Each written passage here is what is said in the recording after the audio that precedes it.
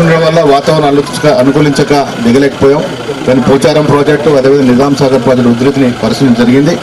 ఎప్పటికప్పుడు ఆదేశాలు ఇస్తూ ప్రజలకు ఎక్కడ కూడా కష్టం జరగకూడదనేటువంటి ఉద్దేశంతో ఇవన్నీ కూడా కార్యక్రమాలు చేశారు. ఇవాళ రావడానికి కారణం కూడా ప్రత్యక్షంగా వెళ్ళి చూస్తే పరిస్థితి అర్థమవుతుంది. ఒక నిర్ణయానికి వచ్చి ఏ రకంగా మనం ఆ ప్రాంతాన్ని ఆ ప్రజలను ఆదుకోగలుగుతామో చూడటానికి ముఖ్యమంత్రికి వచ్చేసినారు. ప్రజల మనిషి కాబట్టి ప్రజల వద్దకు వచ్చినారనే మాట చెప్తూ షబీర్ అలీ గారికి ఇచ్చేస్తాం.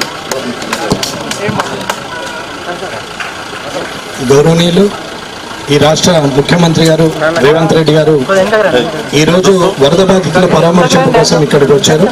కామారెడ్డి యావత్తు మునిగిపోయి ఇబ్బందులలో ఉన్నప్పుడు, ప్రజలందరికీ కూడా కష్టాలు వస్తున్నప్పుడు పార్టీలకు అతీతంగా రాజకీయ నాయకులు, ముఖ్యంగా అధికార యంత్రాంగం, పారిశుద్ధ్య కార్మికుల నుంచి మొదలు పెడితే కలెక్టర్ గారు, ఎస్పీ గారి వరకు కూడా ప్రతి ఒక్కరూ వర్షంలో నాంతూ రాత్రి 12 గంటల వరకు అట్లా 48 గంటలు డ్యూటీలు చేసినటువంటి కానిస్టేబుల్ వీళ్ళందరూ కూడా ప్రతి డిపార్ట్మెంట్ వారు కూడా ఎక్కడికక్కడ పనిచేసినటువంటి సందర్భంలో ఇక్కడున్న పరిస్థితుల్లో చాలా నష్టం జరిగిన, రోడ్లు కానీ బ్రిడ్జిలు కానీ అన్నీ కొట్టుకపోయినా మిగతా అన్నీ కూడా రైతుల 17,000 నుంచి 18,000 ఎకరాలు ఇసుక మేట పెట్టిన వారందరినీ కూడా మేము ఉన్నామంటూ ముఖ్యమంత్రి గారు ఏరియల్ సర్వే చేసిన తర్వాత తిరిగి మిమ్మల్ని కలవడానికి, ప్రజల్ని కలవడానికి, కామారెడ్డి ప్రజలకు ఒక ఆత్మస్థైర్యం నింపడానికి గౌరవనీయులు ముఖ్యమంత్రి రేవంత్ రెడ్డి గారు ఇక్కడికి విచ్చేశారు. కాబట్టి ఇక్కడ జరిగిన నష్టాన్ని, ఇక్కడ ఉన్నటువంటి సమస్యని పర్మనెంట్గా సొల్యూషన్ చేస్తారని నేను ఈ కామారెడ్డి నియోజకవర్గం తరఫున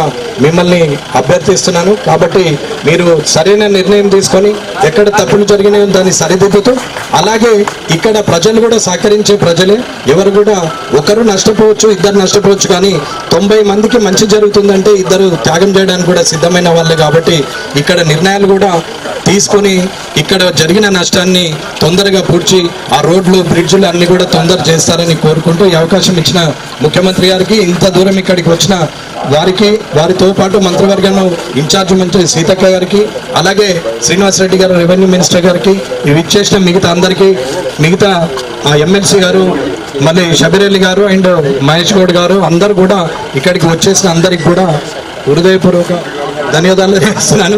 సురేష్ శెట్కర్ అని ఉన్నాడు, సారీ అండి, చూడలేదు సారీ, నేను కూడా నన్ను పిలుస్తా అయిపో, నేను పాత వాళ్ళని మరో కొత్త వాళ్ళని మరో కాబట్టి నేను మరోసారి నన్ను ఎందుకు గెలిపిస్తారని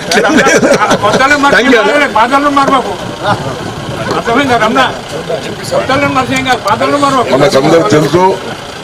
మరి అనుకోకుండా వచ్చిన ఈ వరదలు, వర్షాలు, దానివల్ల మా మొత్తం కామారెడ్డి జిల్లా, కామారెడ్డి పట్టణంతో పాటు కామారెడ్డి ఎల్లారెడ్డి నియోజకవర్గం, యూకల్ నియోజకవర్గం, బాన్సువాడ నియోజకవర్గం, 4 నియోజకవర్గాలు తీవ్రంగా ప్రజలకు ఇబ్బంది అయింది.